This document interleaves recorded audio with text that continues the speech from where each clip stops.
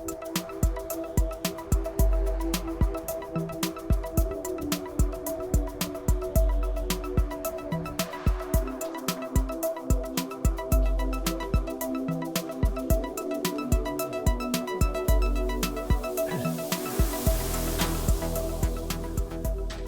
afternoon.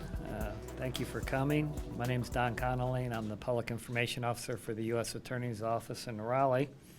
Up here today with me, we have, of course, your Chief, Mike Yaniero, Shawn Stallo, the resident agent in charge of the ATF office, Sergeant Justin Morris, who was the lead detective in this case and has since been promoted, United States Marshal Michael East, and Assistant U.S. Attorney Laura Howard. In addition to that, the first one I'll call up to make some remarks is United States Attorney Robert J. Higdon Jr. He has a wealth of experience as a federal prosecutor, more than 25 years, and I'm going to ask him to come up and give some opening remarks.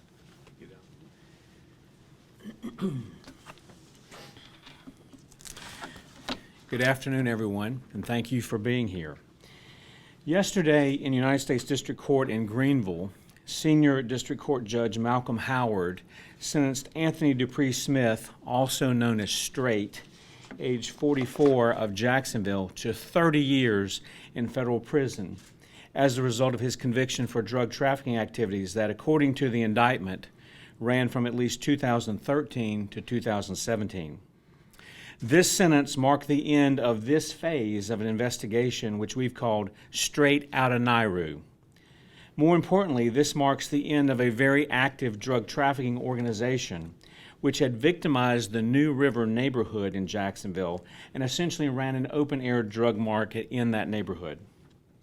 Over the last several years, agents with the Bureau of Alcohol, Tobacco, Firearms, and Explosives, deputies with the United States Marshal Service, and officers with the Jacksonville Police Department worked closely with prosecutors from my office to target the drug traffickers who had overtaken the New River neighborhood and who were distributing very large quantities of cocaine and crack cocaine there.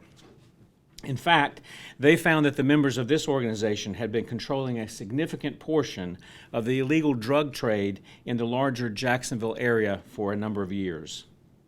The investigation began in the fall of 2015 when confidential and reliable informants provided information to local law enforcement indicating that they could purchase crack cocaine from various members of Straight Smith's organization.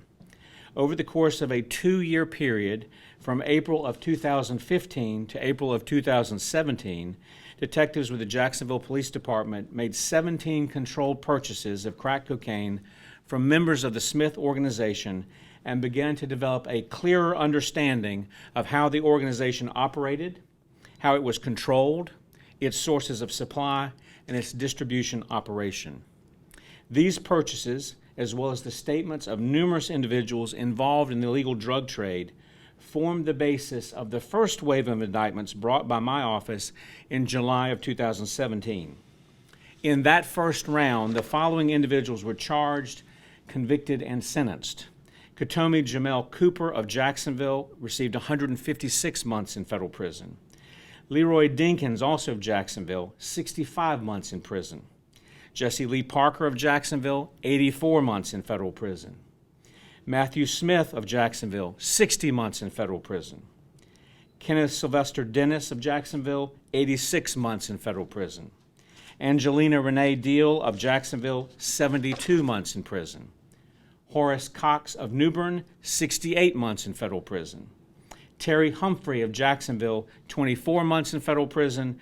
And Yvonda Jean Lewis of Jacksonville, 6 months in federal prison. As with any good and focused drug investigation, law enforcement and prosecutors used the evidence gained in early phases of the operation to work their way up the chain to those who controlled the operations, and that led them straight to Mr. Smith. Investigators learned that Straight Smith operated an extensive drug trafficking organization which grew and has operated in some form since at least the early 2000s.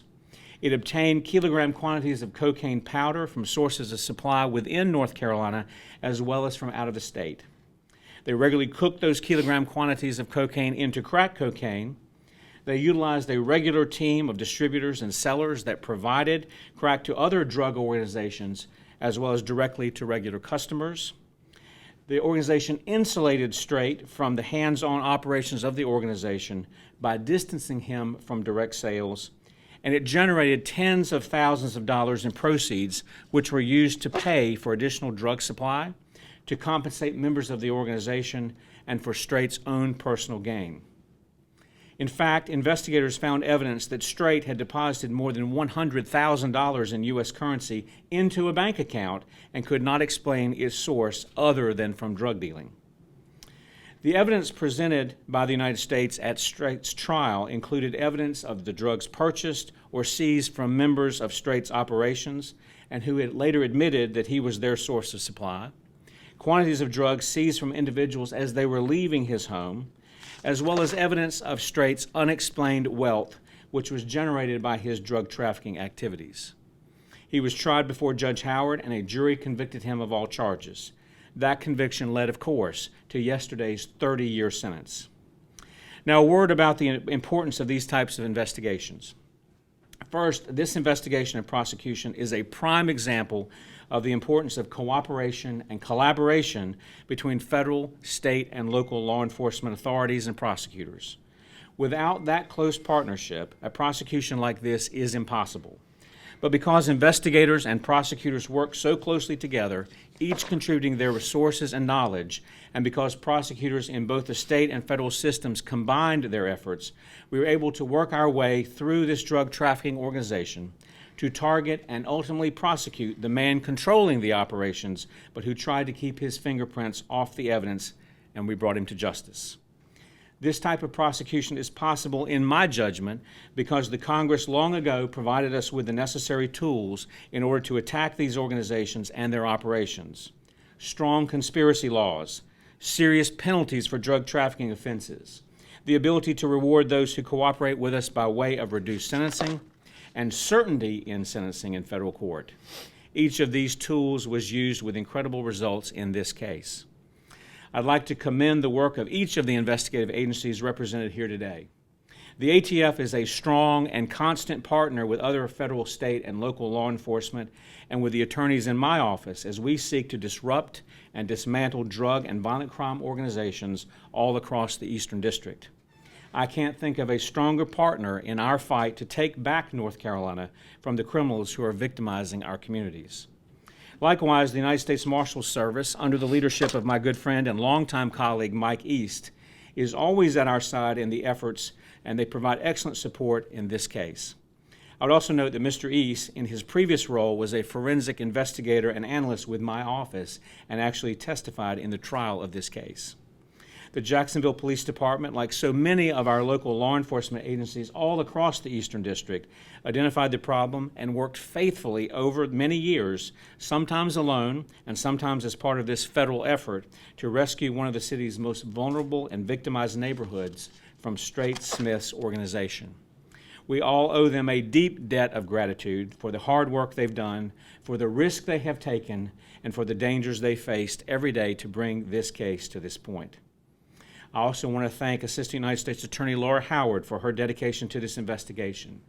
As part of our Organized Crime Drug Enforcement Task Force, Ms. Howard is a committed prosecutor who is very skilled at utilizing the tools the Congress has given to us to fight drug traffickers all across this district. She is an integral part of our Take Back North Carolina team, and she regularly prosecutes drug traffickers in this part of our district as part of the drug and violent crime team I've assigned to this region. I'm very grateful for her strong support of law enforcement all across our district and for her commitment to the mission of the Justice Department as we seek to reduce the crime and drug trafficking rates all across the Eastern District. Many of you are aware that for the last 18 months or so, my office has been engaged in a very public effort to take back North Carolina from the violent criminals and drug traffickers who have driven our crime rates up. We are making good progress in that effort, and this case is a perfect example of the type of work we are doing. We are determined to identify and target violent criminals and drug traffickers who are driving our crime problem. We are determined to disrupt and dismantle their organizations, and we are working hard to bring these offenders to justice and hold them accountable for their crimes in federal court here in the Eastern District. That effort requires patience, diligence, and hard investigative work as we seek to move up the levels of criminal activity to remove those who, like Straight Smith, control and benefit from the crime, but who try to stand in the shadows and use others to do their dirty work. Only by getting these people will we truly bring an end to the crime problems we face. So in closing, let me congratulate the ATF, the United States Marshals, the Jacksonville Police, and Ms. Howard and the members of my staff who worked on this case for a job well done. You accomplished your goal, and you got straight out of Nauru. Thank you. Now, I want to invite our United States Marshal to come forward and other law enforcement partners to make a few comments, and then we'll be happy to take any questions you might have. Thank you, U.S. Attorney Higdon. On behalf of the United States Marshal Service here in the Eastern District of North Carolina, I want to thank and again echo his sentiments about the partnerships that we have with our federal partners with ATF. We're probably the strongest partner with you all across our district, so thank you for your work in that. But more importantly, too, with our local officers who, without this case, would not have been put together. As U.S. Attorney Higdon mentioned, prior to me becoming the U.S. Marshal for the Eastern District of North Carolina, I worked in the OCDF section and worked very closely with Detective Morris and AUSA Howard on this investigation. And it was truly a culmination of people sitting down together and putting the facts together and looking at this from different angles in a way to put this very complex case and very long case together. So with that, so congratulations. The majority of the thanks goes to these two individuals here to my left behind me. On behalf of the U.S. Marshal Service, when the indictments were handed out and people were turning themselves in and other people were on the run, Mr. Smith was one of the ones that was on the run. He left this area and he was tracked by U.S. Marshals to Cary, North Carolina, where he was apprehended. So that's the message that I want to send out on behalf of the U.S. Marshal Service. You can run, but you're not going to hide. And we're going to come after you no matter where you're at and no matter where you go, whether you stay in the district or whether you leave the district. We will hunt you down and bring you to justice. So with that, thank you, Mr. Higdon. Welcome. It's great to be here today to talk about this case, but this is just the tip of the iceberg. Our partnership with the U.S. Attorney's Office and our federal partnership with ATF and the Marshal Services and the FBI and the DEA have really made some results in the city of Jacksonville.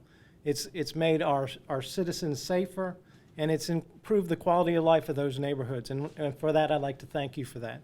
It's been a great partnership, and we're going to continue that partnership and hopefully put some more people in jail and stem the tide of illegal drugs into our community. Thank you again, Chief and Mr. Higdon. We have the tools on behalf of the Wilmington ATF field office. We have the tools to keep doing cases like these. We're not stopping. We have over 20 agents and task force officers that this is what they do all day long, is target cases, impact cases like this, cases that truly impact the community. So this won't be the last press conference we attend. We've got guys out right now doing the exact same thing, and we're not going to stop. So let's keep up the partnership. Thanks to you, to the U.S. Marshal Service, and we'll see you in a few months doing the same thing. Thanks. Any questions? Did we cover everything? All right. Thank you all very much for being here.